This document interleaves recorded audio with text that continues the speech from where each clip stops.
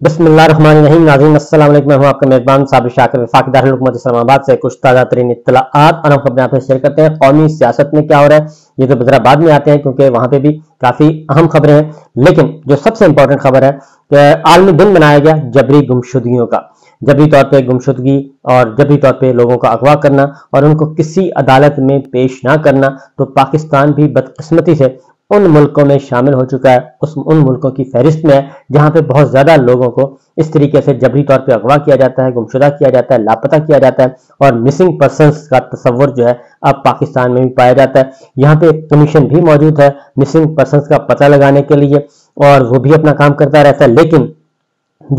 अब जो संगीन मामला हुआ है कि ये पहला मौका हुआ कि ये रजीम चेंज ऑपरेशन के बाद पाकिस्तान में जो रजीम चेंज ऑपरेशन हुआ और 9 मई के वाकयात के बाद जो कुछ हुआ पाकिस्तान में, उसके बाद पाकिस्तान को आलमी सतह पे अक़वाम मुत्तहिदा के फोरम पर एम्बैरेसिंग सिचुएशन का सामना करना पड़ा और नदामत और सुबकी उठाना पड़ी। और उसकी वाहिद वजह यह थी कि हम हमेशा पाकिस्तान की तरफ से आवाज़ें उठती थीं, आवाज़ बुलंद की जाती थी बुनियादी इंसानी हुकूक की खिलाफ वर्जियों की, जो मकबूजा वादी में किया जाता था, जो फ़लस्तीन में किया जाता था, और उस पर पाकिस्तान का दामन हमेशा उसमें साफ रहा है। लेकिन ये रजीम चेंज के नतीजे में और फिर ख़ास तौर पर 9 मई के बाद जो कुछ हुआ उसकी ये पहला मौका हुआ कि अक़वाम मुत्तहिदा में पाकिस्तान को इसराइल ने स्नैप किया और उन्होंने कहा कि पहले आप अपना घर देखें, उसके बाद आप किसी और मुल्क पे तनकीद करें। और यही वजह है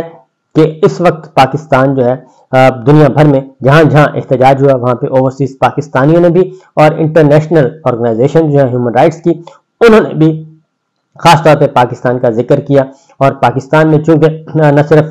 सियासी कारकुन मिसिंग है बल्कि सीनियर मोस्ट सहाफ़ी और पॉपुलर जर्नलिस्ट जो हैं उनके साथ भी ज्यादती की जा रही है। और इमरान रियाज खान, तकरीबन 4 माह हो गए हैं इमरान रियाज खान साहब का नहीं पता कि वो किसके पास है और कहाँ है और उनको क्यों नहीं आज़ाद किया जा रहा, उनको क्यों नहीं रिहा किया जा रहा, न ही उनको किसी अदालत में पेश किया जा रहा है और न ही किसी लीगल फोरम पे, बल्कि उनको जेल से जब वो निकले तो उसके बाद उनको अगवा किया गया और उसके बाद से वो आज तक गायब है। और उनके घर वाले भी परेशान, सब परेशान। और ये वैसे भी एक इंतहाई जालिमाना इक़दाम है, जो भी जिसने भी किया है, जो भी कर रहा है, ये इंतहाई जालिमाना इक़दाम और गैर इस्लामी काम। और अल्लाह ताला क्या, इसको जुल्म अजीम कहा जाता है जो ये काम किया जा रहा है। इस दौरान शहीद अरशद शरीफ का मामला भी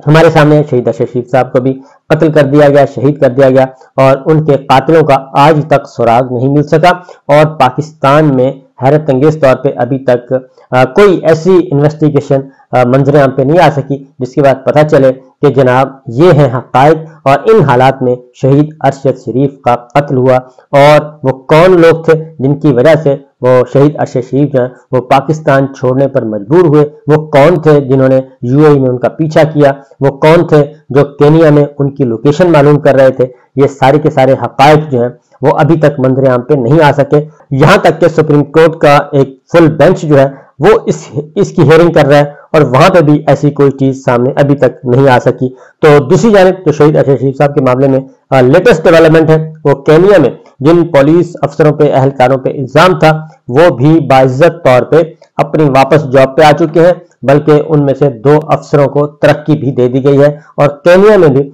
ये मामला अब खत्म हो रहा है और वहां पे भी इन्वेस्टिगेशन जो है वो मेरा ख्याल है कि दाखिल दफ्तर कर दी गई है। उसकी वजह यह है कि पाकिस्तान की तरफ से आवाजें उठना थी, पाकिस्तान की तरफ से आवाज बुलंद होना थी, तो पाकिस्तान से ही अभी तक कोई आवाज बुलंद नहीं हुई। तो केनिया ने इस बारे में क्या करना है और वो क्या, उनसे क्या किसी खैर की तवक्को की जा सकती है। अब कल ही मैं देख रहा था इंटरव्यू सरफराज बुगटी साहब का, वजीर दाखिला, तो वो कहते हैं कि अभी तक तो मेरे इल्म में कोई ऐसी बात है ही नहीं कि शहीद अरशद शरीफ साहब का मामला कहां तक पहुंचा हुआ है और उनका केस। हालांकि बलूचिस्तान में जो मिसिंग पर्सन थे, बलूचिस्तान की सिचुएशन की हालात थे, उस पर भरपूर किस्म की वो आवाज उठाते थे। शहीद अरशद शरीफ बलूचिस्तान का विजिट करते थे, वहां के मामलात को उजागर करते थे, वहां के मसाइल को उजागर करते थे। लेकिन सरफराज बुगटी साहब कहते हैं कि मेरे इल्म में नहीं है कि वो इन्वेस्टिगेशन कहां तक पहुंची है।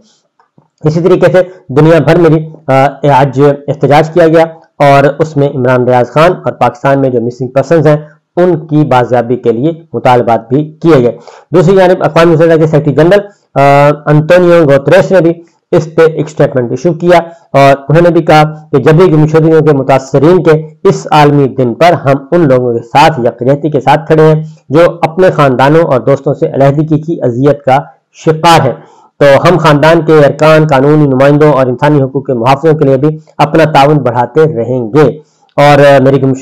جبری گمشدگیوں کے خلاف بات کرنے والے بھی شدید ایذا رسانی اور انتقامی کارروائیوں کا سامنا کرتے ہیں، یعنی کہ جو لوگ آواز اٹھاتے ہیں ان پہ بھی زمین تنگ کر دی جاتی ہے، اور یہ سب کچھ ہو رہا ہے پاکستان میں بھی، یہ سب کچھ ہو رہا ہے جی۔ اور شہید ارشد شریف کا قتل ہوا، شہید کیا گیا، لیکن ٹی وی چینلز پہ ان کی خبر آپ نہیں دیکھیں گے۔ شاذ و نادر ہی کوئی ہمت کرے تو کرے، ان کے بارے میں بھی کوئی سوال اٹھائے گا نہیں۔ عمران ریاض خان 4 مہینے ہو گئے ہیں، قومی جو ذرائع ابلاغ ہے وہاں پہ آپ عمران ریاض خان کا ذکر نہیں دیکھیں گے، پرنٹ اخبار جو پرنٹ میڈیا ہے وہاں پہ بھی آپ ان کا ذکر نہیں دیکھیں گے کہ کوئی ان کے لیے آواز اٹھائے، اور ہمارے جو پریشر گروپس ہیں وہ بھی اس سلسلے میں خاموش ہیں بدقسمتی سے۔ پاکستان سے باہر جو آوازیں اٹھتی رہتی ہیں، لیکن پاکستان کے اندر جو ہے نہ عمران ریاض خان کا کوئی ایشو اٹھائے گا اور نہ ہی شہید ارشد شریف کا۔ کل جو پاکستان میں احتجاج کیا گیا اس میں حامد میر صاحب نے اس کا تذکرہ کیا،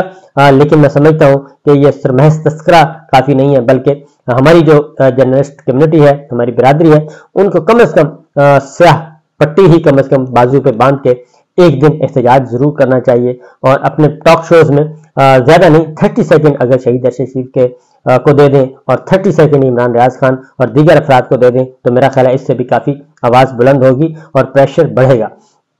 تو اسی دوران امریکی وزیر خارجہ نے بھی اس پہ اسٹیٹمنٹ ایشو کیا جی، جو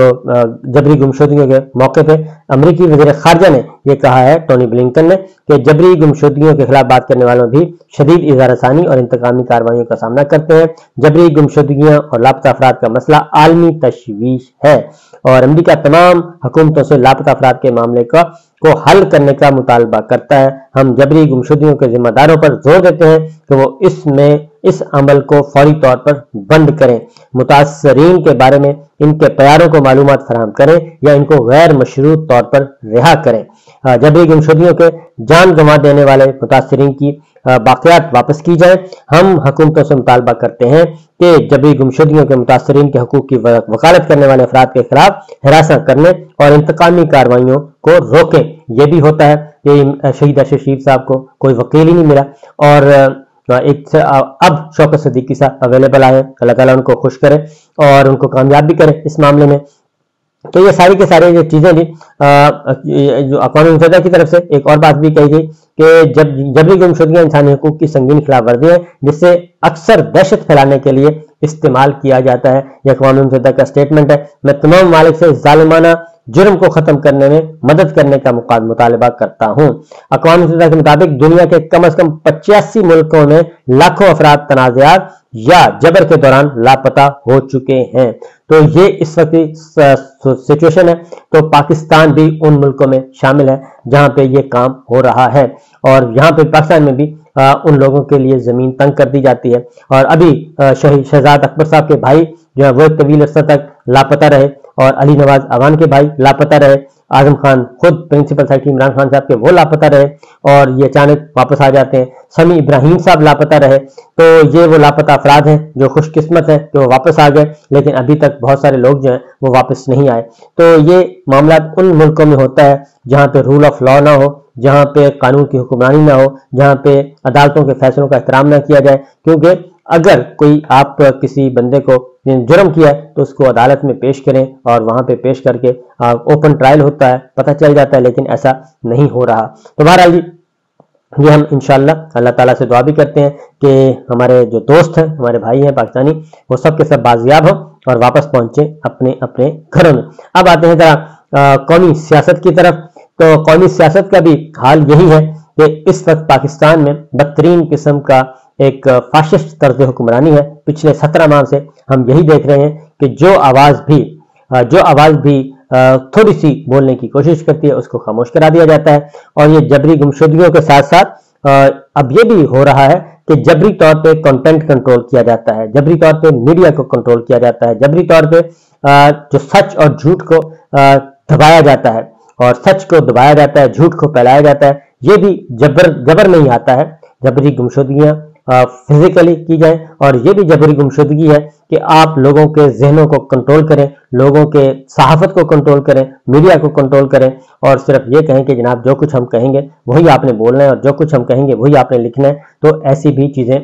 جو ہے وہ بھی خلاف قانون اور خلاف آئین ہے، اور وہ بھی بنیادی انسانی حقوق کی خلاف ورزیوں میں ہی آتا ہے۔ اب آتے ہیں آگے بڑھتے ہیں، یہ سارا کچھ کیوں کیا جاتا ہے؟ یہ اس لیے کیا جاتا ہے کہ جناب جو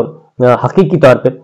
کیونکہ ڈیموکریسی میں تو یہی ہوتا ہے کہ ایک سسٹم ہوتا ہے، اور سسٹم کے تحت ہر ادارے کا اپنا اپنا کردار ہوتا ہے، لیکن جن اداروں نے اپنی ڈومین سے باہر نکل کے تجاوز کرنا ہوتا ہے تو وہ، اور ان کے پاس طاقت بھی ہو، تو پھر وہ یہ کام کرتے ہیں کہ وہ پھر نہ کسی قانون کو مانتے ہیں نہ کسی آئین کو مانتے ہیں، وہ اپنی طاقت اور اپنی سروائیول کے لیے یہ سارے کے سارے کام کیے جاتے ہیں۔ جبکہ پاکستان میں آپ کو بتا دوں کہ ہر فورم موجود ہے کہ پاکستان میں اگر کوئی غیر ملکی پکڑا گیا ہے اور وہ کسی دہشت میں ملوث ہے یا ادروائز، یا پاکستان کے اندر پاکستان کا شہری کوئی ایسے کسی جرم میں ملوث ہے، تو اس کے لیے فورمز موجود ہیں، صوبائی سطح پہ بھی اور قومی سطح پہ بھی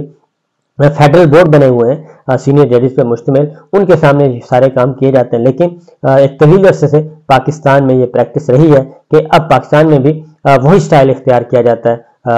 کہنا نہیں چاہیے لیکن افسوس کے ساتھ وہی کیا جاتا ہے جس کے بارے میں ہم رپورٹ کرتے ہوتے تھے اسرائیل اور مقبوضہ وادی کے بارے میں۔ تو یہ مثالیں اب وہاں پہ بھی پائی جاتی ہیں، وہاں پہ بھی احتجاج ہوتا ہے، وہاں پہ بھی سب کچھ ہوتا ہے۔ تو میرا خیال ہے کہ ہمارے مقتدر حلقوں کو یہ سوچنا چاہیے کہ آخر ایسا کیوں ہوتا ہے، اور اپنے ہی شہریوں کے خلاف یہ ساری انتقامی کارروائیاں ایسی کیوں کی جاتی ہیں۔ اگر کسی نے جرم کیا ہے تو ان کو عدالتوں کے سامنے پیش کیا جانا چاہیے، اور اگر وہ سزاوار ہوں گے تو سزا مل جائے گی، اگر نہیں ہوں گے تو وہ بری ذمہ قرار پائیں گے۔ ابھی پچھلے دنوں 2 قانون بنائے گئے، تو دونوں قانون صدر مملکت کہہ رہے ہیں کہ میں نے نہ دستخط کیے نہ میں نے منظور کیے، لیکن اس کے باوجود ان پہ عمل درآمد چل رہا ہے۔ تو یہ سارے کے سارے کمزور ریاستوں کی نشانیاں ہوتی ہیں۔ تو بہتر ہے کہ پاکستان اتنا گیا گزرا نہیں ہے کہ پاکستان کا اتنا سسٹم کمزور ہو کہ یہاں پہ آ کے کوئی بڑی واردات کر جائے وہ پکڑا جاتا ہے، لیکن اس کے لیے ضروری ہے کہ جو لیگل فورمز ہیں، کانسٹیٹیوشنل فورمز ہیں، انہی کو استعمال کیا جائے۔ اجازت دیجیے، اللہ حافظ۔